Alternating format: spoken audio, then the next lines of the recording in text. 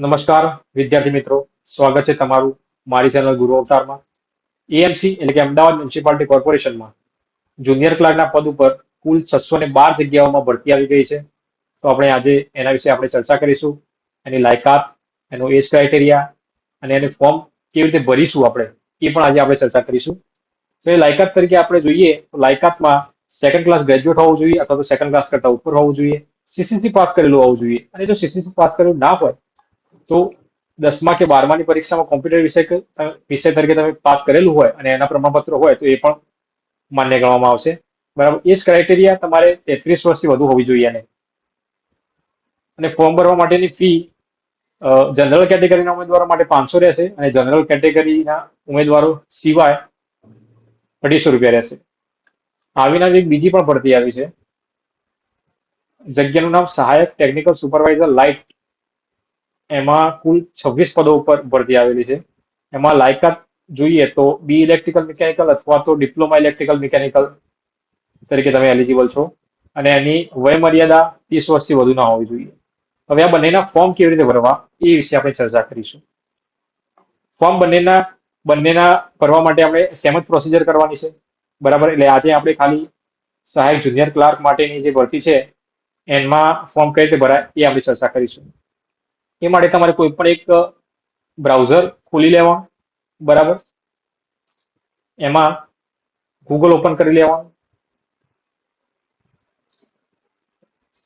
Google open કરી એમાં AMC type કરો. એએમસી ટાઈપ કરતા તમને નીચે અમદાવાદ city.government.in એની જે ઓફિશિયલ સાઇટ છે એ આવી જશે. એના ઉપર ક્લિક કરો તો આવું ઇન્ટરફેસ ખુલી જશે.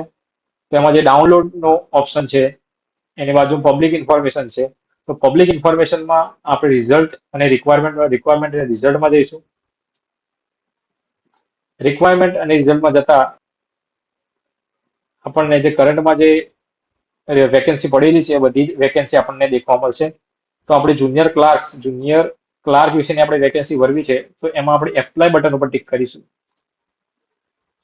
હવે તમારે જો એની એડવર્ટાઇઝમેન્ટ ડાઉનલોડ કરવી હોય તો જે બાજુનું ઇન્ટરફેસ છે એમાં એડવર્ટાઇઝ પણ આપેલી હોય છે. એડવર્ટાઇઝમેન્ટ એના પર તમે ટિક કરશો તો એડવર્ટાઇઝમેન્ટ પણ ડાઉનલોડ કરવા મળશે.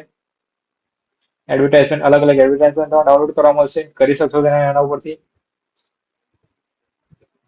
ફોર્મ ભરવાની શરૂઆત કરીએ. તેમાં તમારી જે પર્સનલ ડિટેલ છે એ પહેલા ભરી દેવાની છે.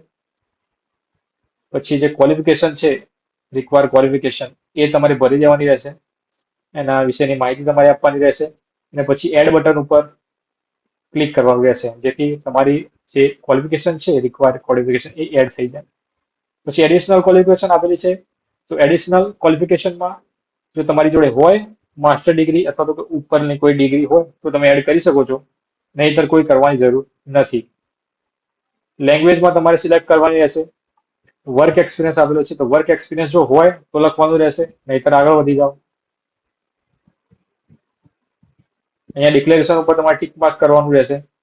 સબમિટ ડિટેલ આપી દો અને પછી નીચે જે આપણે ડોક્યુમેન્ટ જમા કરાવવાનું રહેશે, ડોક્યુમેન્ટ અપલોડ કરવાના હોય છે તો એમાં તમે બધા જ ડોક્યુમેન્ટો 1 MB ની સાઇઝની અંદર તમે અપલોડ કરી શકશો. 1 MB કરતા વધારે હશે તો લેશે નહીં. તો 1 MB ના અંદર અપલોડ કરવાનું રહેશે. પાસપોર્ટ સાઇઝનો ફોટો છે તો જેપીજી પીએનજી ફોર્મેટમાં. કેન્ડિડેટની સિગ્નેચર છે તો એ પણ જેપીજી પીએનજી ફોર્મેટમાં. આધાર કાર્ડ પીડીએફમાં. એક્સપિરિયન્સ લેટર હોય તો અપલોડ કરવાનો, ના હોય તો કરવાની જરૂર નથી. એ પણ પીડીએફમાં. કાસ્ટ સર્ટિફિકેટ અને નોન ક્રિમિલિયર સર્ટિફિકેટ બંનેમાંથી જે પણ હોય એ તમારે અપલોડ કરવાનું રહેશે. પછી સબમિટ ઉપર ક્લિક કરી દેવાનું એટલે એ એપ્લિકેશન તમારે સબમિટ થઈ જશે અને એના પછી ફીનું ઇન્ટરફેસ ખુલશે તો તમારે એ પ્રમાણે ફી પણ ભરી દેવાની રહેશે. તમને મારો વિડીયો ગમે હોય તો લાઈક, સબસ્ક્રાઇબ, શેર જરૂરથી કરજો. જય હિન્દ, જય ભારત.